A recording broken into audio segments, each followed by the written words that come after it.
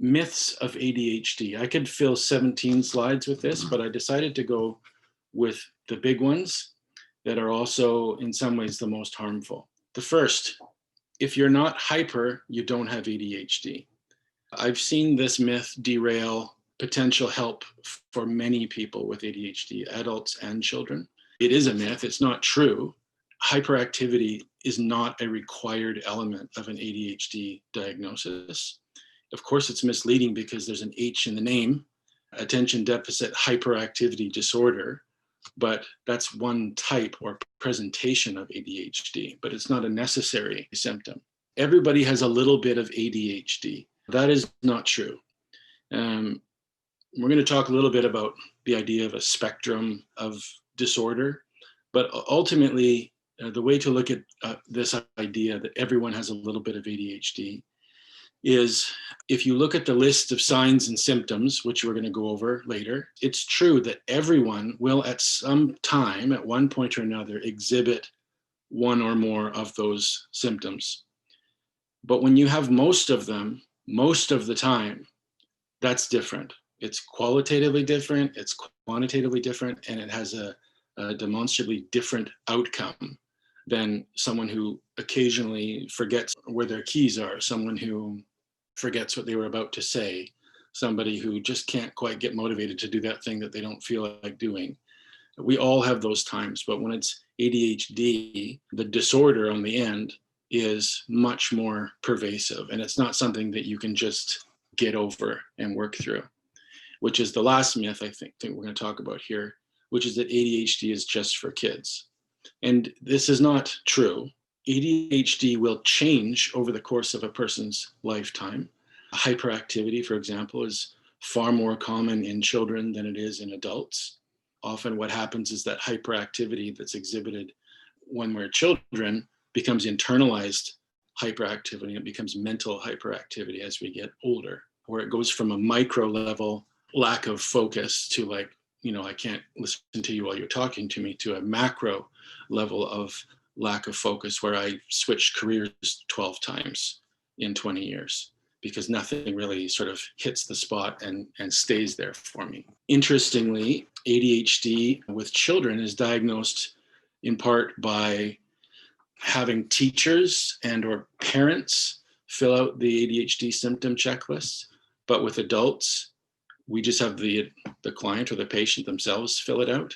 And so this has been demonstrated to be a factor in the smaller prevalence of ADHD in adults because we're asking people for whom self-awareness is an impairment to reflect on themselves in paperwork and then using that information to help determine the presence of symptoms. So if I'm screening somebody for ADHD in my office, it's typically useful to have a family member there with them, a spouse or a friend even, because I can't tell you the number of times I've said, for example, how often do you start things and have a hard time following through and finishing? And the person being interviewed would say, not that often. And then the person beside them says, well, actually, and then can point out 5 or 6 current projects that are on the go, but have no signs of being concluded. But the person being interviewed is often, well, no, but they have like a plan or an explanation for each of them to show that, no, I'm still in the process, but it's useful to have that outside information. And similarly, a question that sometimes comes up is like, well, when are you supposed to do something about it?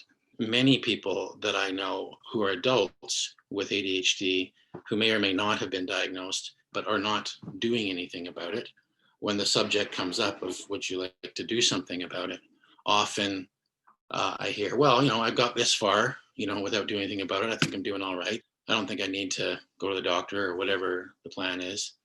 But it's not always up to us to decide whether we're doing all right. I might not be personally negatively impacted by my ADHD, but that doesn't mean my family and friends aren't. I might have incredible curiosity, which is fantastic when I get into a YouTube rabbit trail and I just learn so much. And I think, wow, life is fantastic because I just get to learn all this stuff. In the meantime, my wife hasn't seen me for 4 hours. it's not just about what my experience is that determines whether or not it's causing problems. Keep an open mind about that. And hopefully, as we go through this information, it will allow people to have a more open mind about it, because I think there's so much, a myth that I could add on here with ADHD is that ADHD equals low intelligence. And that's complete baloney. If anything, it goes the other way. Although we don't actually tend to do as well on intelligence tests because of a difference in what's called performance IQ. As many of our report cards have indicated over the years, we could do so much better if we were more focused, more organized, less fidgety, less social, and so on. Well, that makes its way into IQ testing as well. And so people with ADHD often their test scores will be lower than their actual ability. But again, this is a thing that prevents many people from getting treatment or even just seeking out information to understand themselves, is the idea that, well, you're a high achieving person and you're an adult and you own your own business. I mean, how could you possibly have ADHD? Well, turns out people with ADHD are 30% more likely to own their own business. It's actually an indicator that we have ADHD. We're more likely to be entrepreneurs and less likely to be effective accountants. I will throw that out there.